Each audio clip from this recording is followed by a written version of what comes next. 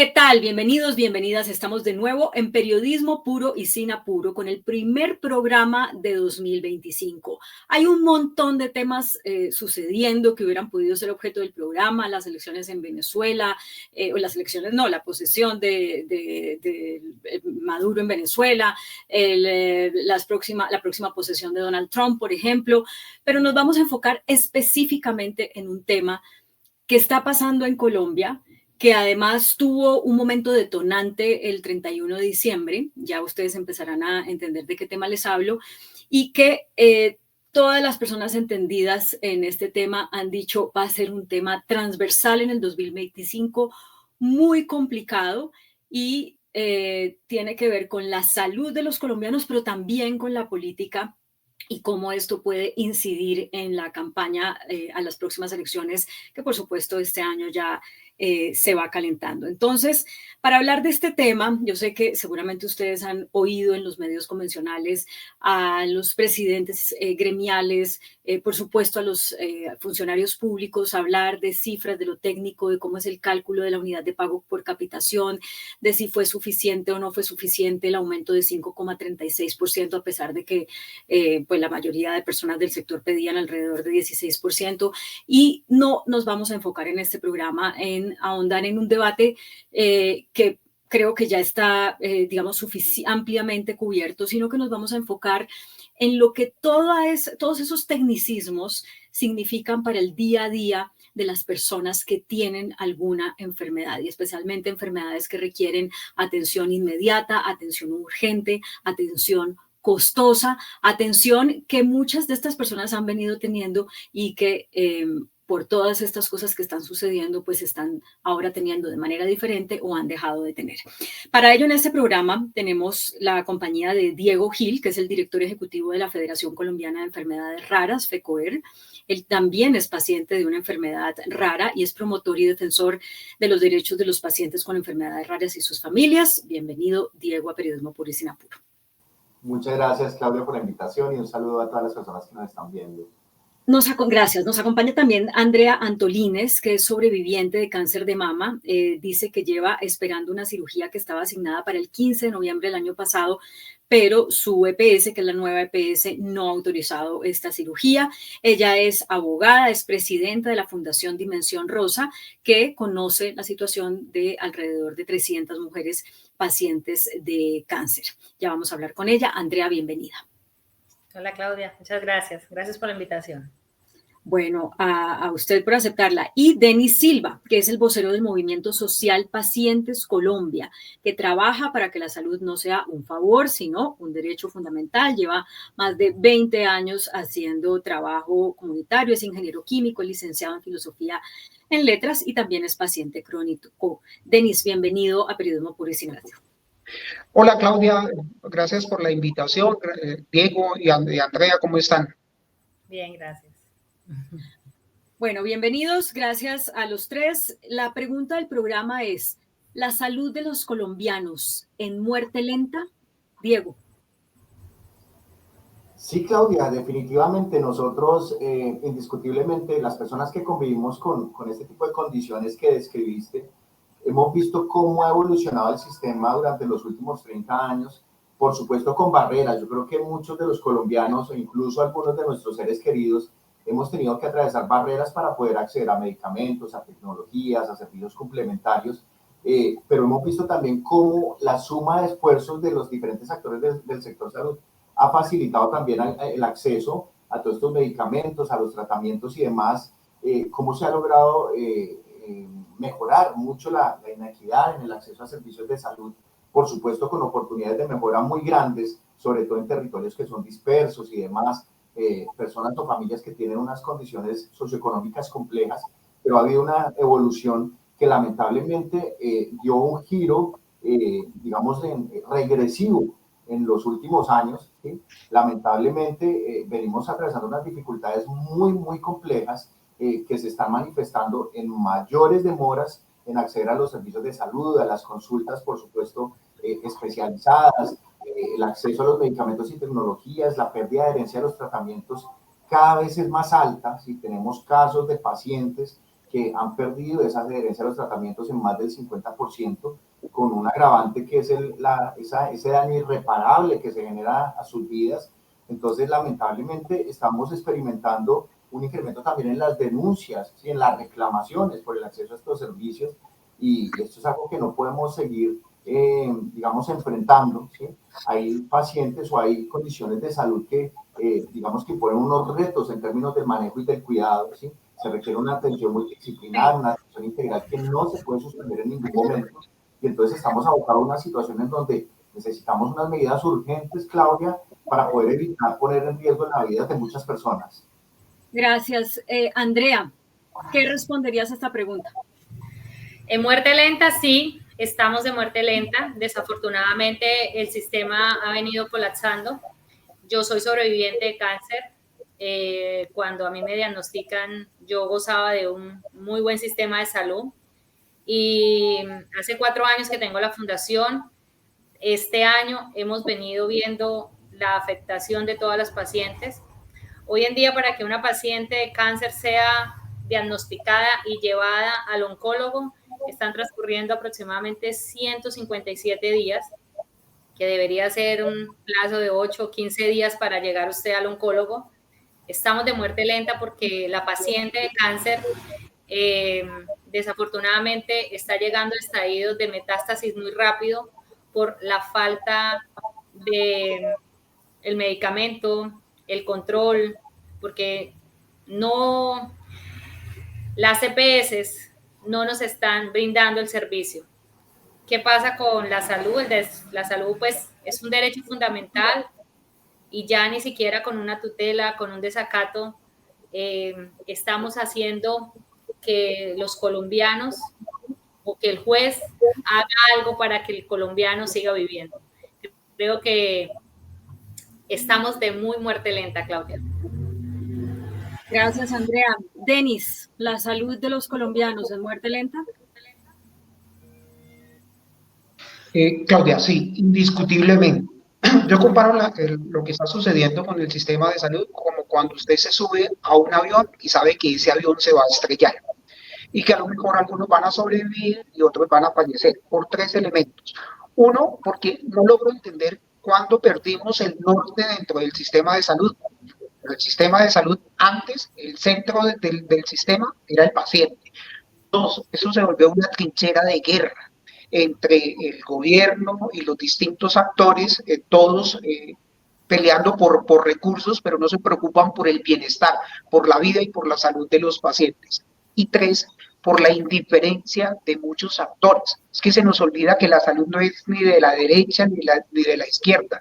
La salud es de la señora que vive en la Patagonia, que tiene una enfermedad crónica y que necesita ser atendida con 3 condiciones: calidad, oportunidad y continuidad. Hoy la salud no es un derecho fundamental. Hoy la salud es una trinchera de guerra política pensando en las elecciones del 2026 y no resolviendo el hoy. Gracias por la contundencia de sus respuestas. Quisiera ahorita que nos hablaran desde esa experiencia personal. Ya, por ejemplo, Andrea nos hablaba de esto de que debería tomar un diagnóstico 8 a 15 días y está tomando 100 y algo de días, con las consecuencias que esto tiene para la salud. Pero quisiera, desde la experiencia de ustedes, que son pacientes también de enfermedades, de algún tipo de enfermedad que requiere atención permanente, pero también desde la experiencia de los pacientes a los que ustedes representan, ¿cómo nos pueden dar ejemplos de lo que un ciudadano con una enfermedad está viviendo por cuenta de todo este desbarajuste que hay de las EPS, de si el AUPC es suficiente o insuficiente, de si la intervención, de si la culpa es de los que las tenían antes de que estuvieran intervenidas o del gobierno que ahora las intervino? Cómo todo eso de lo que hablamos todos los días se refleja en la vida de los pacientes. Diego. Bueno, Claudia, mira, yo tengo una condición que se llama hipertensión pulmonar. Es una enfermedad que afecta, por supuesto, los pulmones debido a una cardiopatía congénita con la que nací. Yo me demoré alrededor de 7 años en conseguir un diagnóstico. ¿Sí? Mis papás navegaron en esa ruta compleja hace alrededor de 40 años para poder conseguir un diagnóstico. 7 años incluso viajando y consultando especialistas, y en esa época, pues por supuesto no había internet, no había fuentes de información confiables y demás, y había muy escasa información. Sin embargo, con el paso de los años y con los avances que ha tenido, por supuesto, la medicina, y con los avances que ha tenido el sistema de salud en términos de acceso a medicamentos y tecnologías, yo puedo decir que el sistema de salud colombiano me ha podido garantizar que yo esté vivo, porque esto es una enfermedad que cobra muchas vidas en el camino, ¿sí? Y así ha sido con muchos otros pacientes, por ejemplo, con mi condición. Colombia, y así sucede con muchas otras enfermedades, para hipertensión pulmonar tiene una oferta terapéutica que es casi que comparable con países como Estados Unidos, Canadá, Japón o países de Europa. 14 tratamientos hay disponibles para hipertensión pulmonar, producto de los esfuerzos de 30 años. Pero ¿qué estamos viendo ahora, por ejemplo, en este caso de pacientes con hipertensión pulmonar? Hace unos días, unos cuantos días, la Asociación Colombiana de Neumología, Asoneumocito, emitió un comunicado anunciando también una alerta por parte de la sociedad médica por la falta de disponibilidad de medicamentos para estos pacientes. O sea, vemos cómo ya la realidad empezó de forma regresiva para estos pacientes, con el agravante de que los pacientes con este tipo de condiciones, ¿sí? Al ser en muchos de los casos oxígeno dependientes y tener, digamos, unas recaídas muy complejas, ¿sí? Dependen de estos tratamientos para poder vivir. Esta es la realidad no solamente en hipertensión pulmonar, sucede con muchas otras enfermedades crónicas, complejas, raras, ¿sí? Donde ha habido unos avances en términos de acceso a medicamentos, tecnologías y servicios que han logrado garantizar que los pacientes, digamos, sobrevivan, ¿sí? Por supuesto, con barreras como lo había mencionado anteriormente, pero han habido unos avances que lamentablemente han tenido una regresividad en los últimos meses. Diego, con este panorama que usted nos está describiendo, ¿usted teme por su vida? Indiscutiblemente, Claudia. Ya uno entra en un momento de angustia en donde yo lamentablemente, si no llego a tener acceso a los tratamientos que hoy en día, por fortuna, todavía tengo, mi vida puede estar en riesgo. Yo no puedo durar, por ejemplo, más de una semana sin tratamiento, porque tendría que irme a hospitalizar y seguramente el estadio de mi enfermedad, que en este momento es estadio 1 o 2, puede avanzar rápidamente a un estadio 3 o 4, ¿sí? Y con el riesgo de que no pueda acceder a los medicamentos para esos estadios de, digamos, ese nivel de criticidad. ¿Y hay pacientes con esta enfermedad que ya les está pasando eso? O sea, que no han tenido la suerte que usted ha tenido de poder tener el tratamiento, pues, en medio de todo lo que está sucediendo.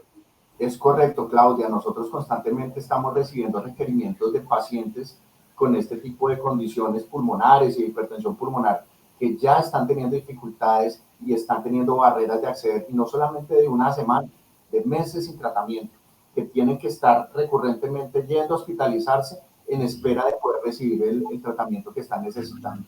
Entonces, esto es una realidad que ya se está presentando en muchos de los casos. Andrea, ¿hay mujeres que han muerto ya de cáncer de seno por cuenta de lo que está sucediendo con el sistema de salud?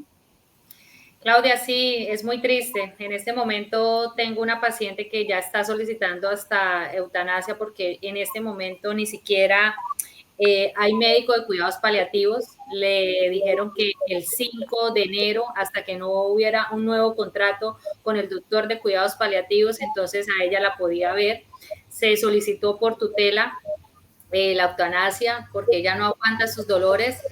Desafortunadamente, las quimios fueron muy tardes, fue en un estadio muy tardío, porque las quimios realmente para los pacientes de cáncer en su tratamiento es cada 21 días, se estaban demorando cada 36, cada 40 días, y ni siquiera le aplicaban los 2 taxanos, le aplicaban uno solo, venga en 8 días por el otro, pero es que no hay, es que la EPS no ha pagado, es que solamente le puedo dar una parte del medicamento. En mi caso, yo tengo una cirugía pendiente desde el 15 de noviembre, hace parte de mi tratamiento también.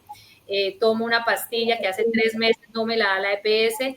Tengo el recurso de pronto para comprarla, pero tengo más de 50 niñas en la fundación que no tienen el recurso. Entonces, lo que hacemos nosotras es, entre nosotras mismas, podernos apoyar, porque van y hacen filas de 4 y 5 horas. La realidad es que hacen filas de 4 y 5 horas para al final decirles, venga mañana por el medicamento, espéralo. La realidad del país es lo que estamos contando y es lo que estamos viviendo. Desafortunadamente, las pacientes se nos están muriendo, está avanzando el cáncer con los medicamentos, como decía Diego, ha avanzado tanto la investigación en cáncer que hay medicamentos de muy alto costo y que están haciendo las EPS que no los están dando. Sí, entonces, bastante complejo, bastante triste el tema, porque no nos están, o sea, al paciente lo están dejando a un lado. La pelea casada que hay no están humanizando. Los médicos no se están humanizando, las EPS, no les importa a nadie le importa a la paciente que tiene que ser operada, que tiene que seguir su tratamiento. Esa es la realidad, Claudia. Cuando usted dice eso, Andrea, y alguno de ustedes dijo hace un momento que antes el centro del sistema era el paciente, y a mí me llama mucho la atención eso, porque claro, como periodista he cubierto muchas historias cuando sucedía el famoso paseo de la muerte, en el sistema era un desastre, pero claro, a veces se nos olvidaba decir que esos casos, que por supuesto eran inaceptables de paseo de la muerte, pues correspondían a un porcentaje, repito, inaceptable, pero pequeño dentro de toda la cantidad de atenciones que sí recibía la población colombiana. Pero por mucho tiempo como que no vimos eso, y cuando llega alguien y nos dice, las EPS son un desastre, pues la gente se enloquece y dice, sí, son un desastre. Y nos pasó algo como muy extraño, como medio macondiano. Yo no sé, Denis, si usted está de acuerdo conmigo, en que de pronto odiábamos a las EPS por mucho tiempo y ahorita las estamos extrañando como eran, porque resulta que sí tenían al paciente en el centro, porque resulta que el sistema sí era mucho mejor que incluso comparado con otros países de la región y del mundo, etcétera, etcétera. ¿Cómo usted desde su experiencia como paciente está viviendo esas dos visiones que hemos tenido los colombianos sobre nuestro sistema de salud?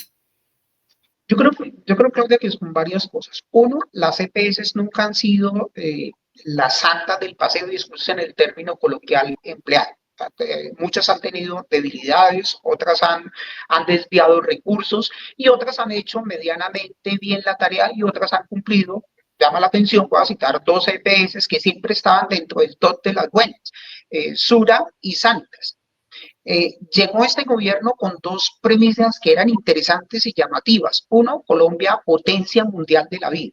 Y dos, el gobierno del cambio. Y se nos garantizó, me acuerdo tanto en campaña que el presidente decía que no le invitaran a banquetes, que le invitaran a sentarse en las esquinas para escuchar a todos los actores. El día de la posesión del presidente, el presidente dijo una cosa que a mí en lo personal me llamó mucho la atención. ¿Quién iba a ser el presidente de todos y no de aquellos colombianos que votaron o votamos por el presidente Petro, como en mi caso particular? Pero hoy la situación es totalmente distinta. Hoy no es que no estamos dependiendo de las EPS. Nosotros desde el Movimiento Pacientes Colombia construimos un proyecto, el proyecto de ley el 341, que lo radicamos con algunos senadores. Y hablamos de eliminar a las EPS y dejarlas como gestoras de salud y vida, porque a veces a la sociedad civil, por levantar la mano, nos dan mucho palo sin conocer el contexto, sobre todo en las comunidades perversas de las redes sociales mal utilizadas. Tres elementos que tiene el modelo que nosotros tenemos, Claudia. En Colombia, sin importar cuánto aporta cada ciudadano, en el régimen contributivo, régimen subsidiado, porque todos aportamos vía impuestos, vía descuentos, pero todos estamos aportando, es el principio de solidaridad. Todo colombiano tiene derecho a la misma porción y lo que hoy conocemos como el plan de beneficios, y cada vez esa porción es muchísimo más grande. La primera situación, el primer beneficio que se tiene dentro del sistema.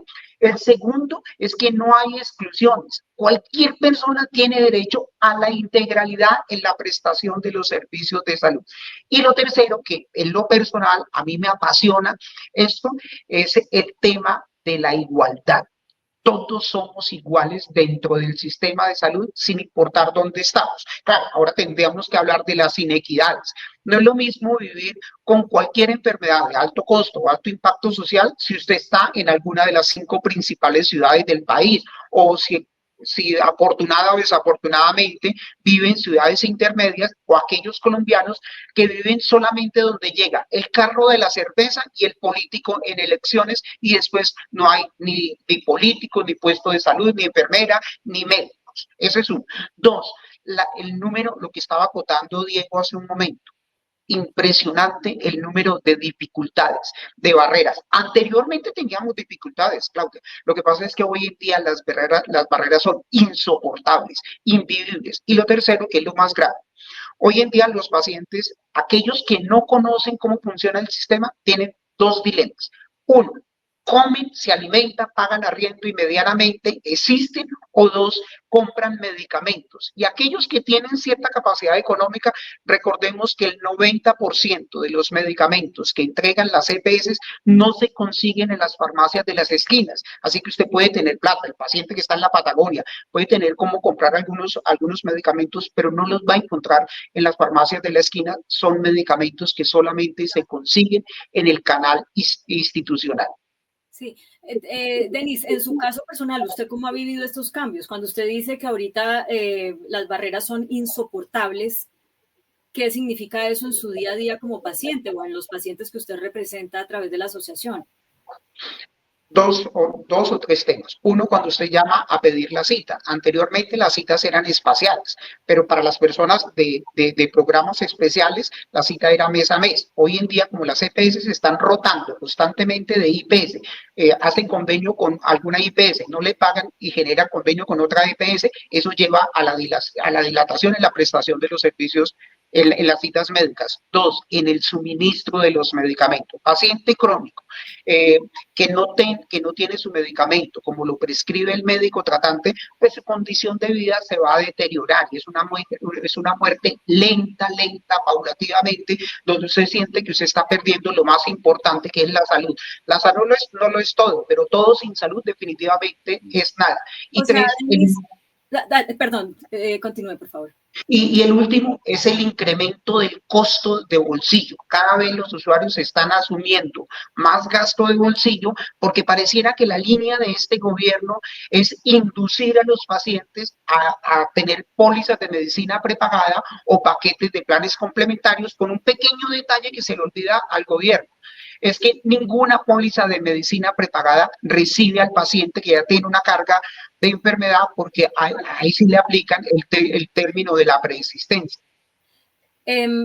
Usted, sí, yo le estoy entendiendo bien, más que conocer casos de personas que hayan muerto por todo lo que está pasando con el sistema de salud, lo que conoce es gente que está deteriorándose lentamente y que eventualmente va a morir por cuenta de esto. ¿Es así o no?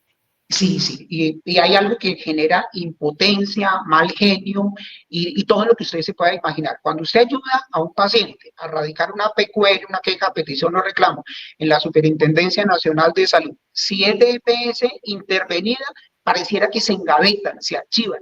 Nosotros tenemos PQRs en este gobierno con más de 200 días con EPS intervenidas y no pasa nada, literalmente no pasa nada con esas peticiones que hacen los usuarios. Y recordemos que la única superintendencia que vela por la garantía de derechos fundamentales es la Superintendencia Nacional de Salud. Las otras superintendencias velan por derechos sociales y económicos.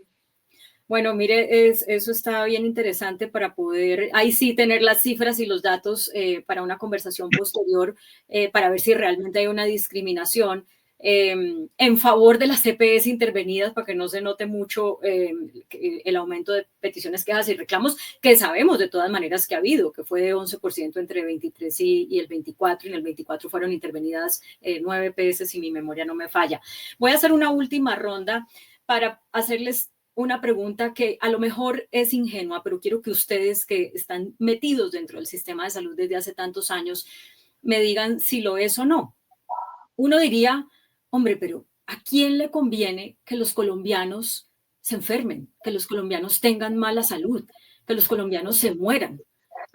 Si es por política, pues tener mejor salud da votos, ¿no? Garantizar mejor salud da votos. Entonces uno diría, pues es un contrasentido pensar que, sobre todo en un año que ya empieza a ser un año electoral, pues alguien le esté apostando a que los colombianos mueran y a que los colombianos se enfermen.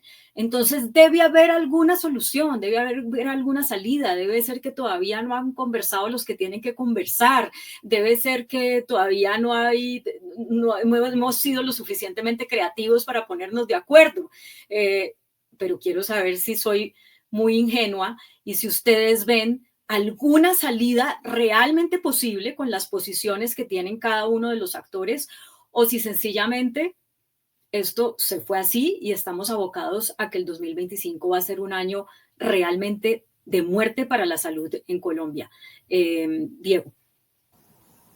Bueno, Claudia, yo pienso que acá lamentablemente lo que menos le está interesando al gobierno, y así lo ha puesto, y ha sido evidente, al gobierno no le está interesando la salud y la vida de los colombianos, ¿sí?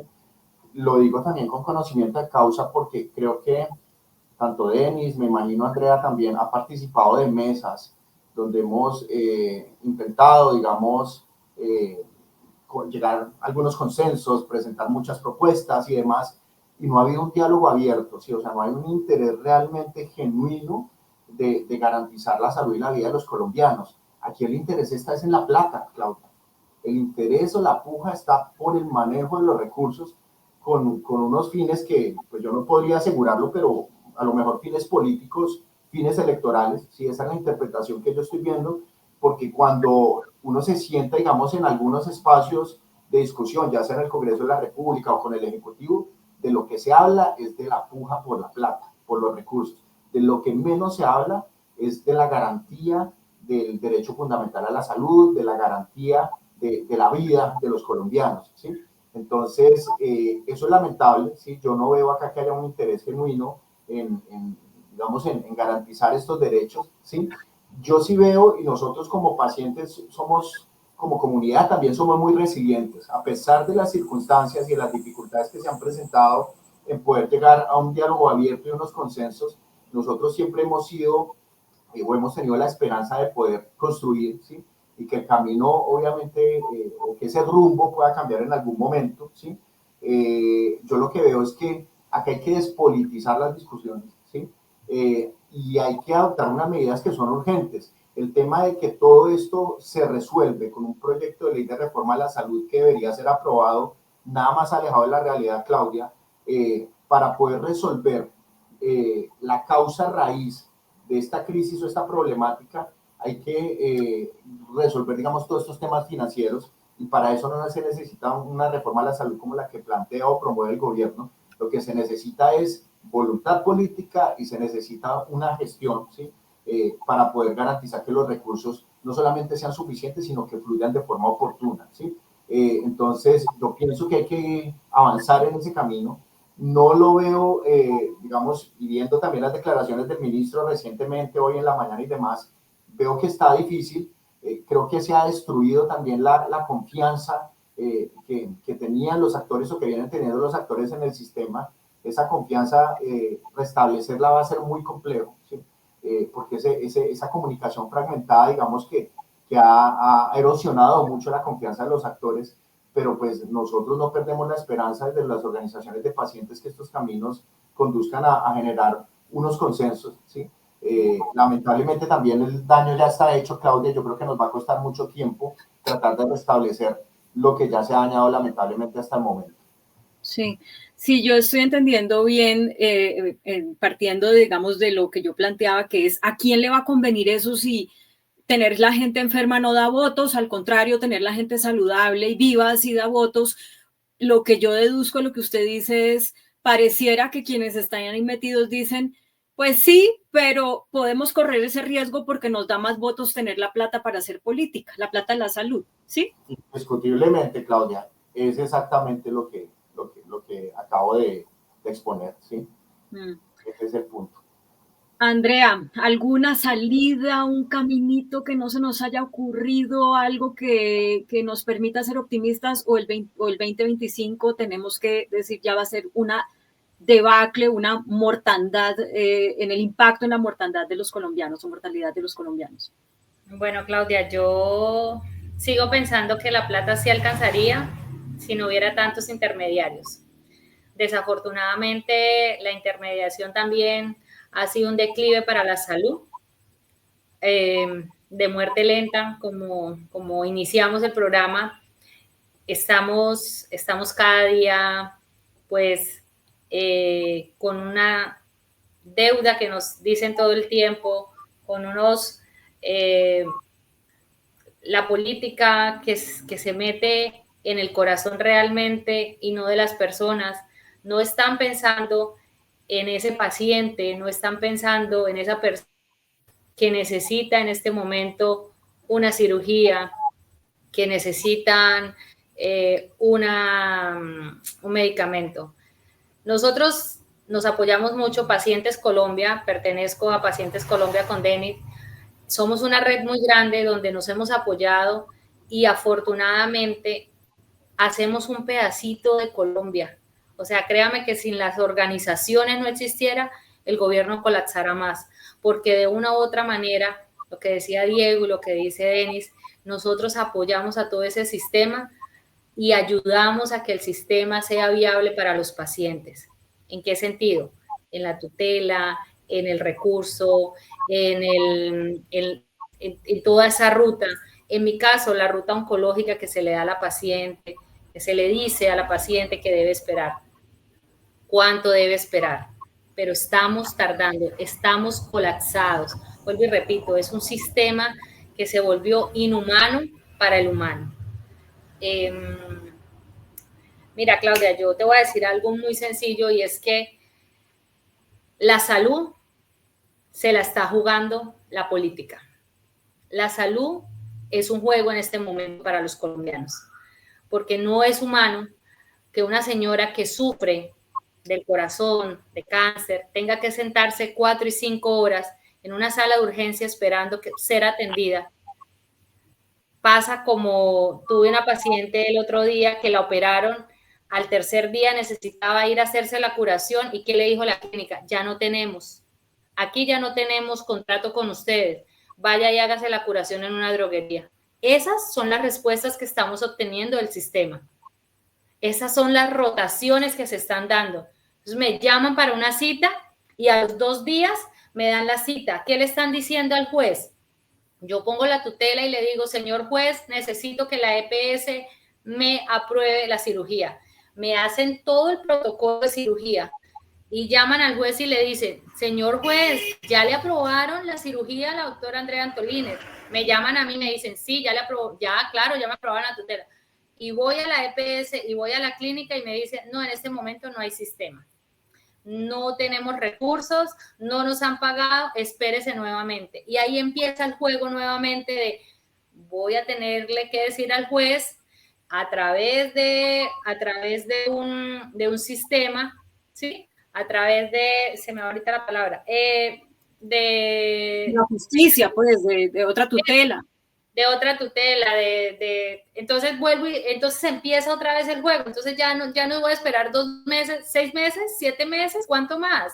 Entonces eso es lo que está pasando en este momento en el sistema. La realidad es esta, la realidad es que las EPS se están jugando con nosotras, con las pacientes, con todos los pacientes, el gobierno está jugando con la salud de los colombianos.